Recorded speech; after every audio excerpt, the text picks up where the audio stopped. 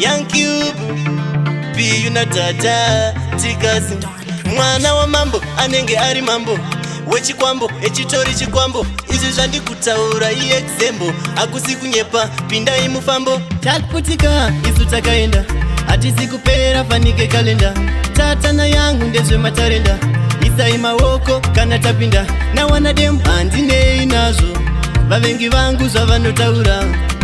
handinei nazvo ndichangoramba ndichingoshaura kusiyana kwemalevels kusiyana safantani na ripe kusiyana samaloni na tipe kusiyana mugabe na mandela kusiyana segupuro nerora kusiyana sadhoni na mugo kusiyana seharare negweru kusiyana mukwidza nemateru kusiyana sespuni nechigero kusiyana semande nethursday kusiyana semoyis nedoomsday kusiyana semoyo negumbo kusiyana kwekeke nejumbo kusiyana satho na rambo kusiyana sasabuku na mambo kusiyana setwaini netambo kunge madzibaba nechikwambo kusiyana semesi neshona kusiyana sedofo pakugona kusiyana senhamba pakufona kusiyana samaka na mona kunge sheini na keili one day kana daily kusiyana sebanga nereza kusiyana kujira nemureza kusiyana saticha na gadi kusiyana samomsi na dadi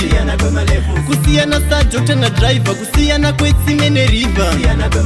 kusiyana semhino neliva kusiyana kwatinzi na diva ane bhebi rake yellowbone ndine rangu ziblackbone ndarova mangongongo chabuda chikoko kongoma ndemameme kure masachitetepo skeutami dedepo wakadaro samepo skirire mangoma ndinongoda nahuvepo chigara wavaudza ndinoseta zipesi esemurikirika ndina giya rerivesi ahuja bles no man can guess eskirire mangoma ndoripinda pachikesi kudai zvaibvira mai ndichengetera vavengi vangu amai vangu madzikoma vangu hanzvadzi dzangu na DJ wangu kudai zvaibvira mai ndichengetera vavengi vangu vamai vangu madzikoma vangu na baba vangu na DJ wangu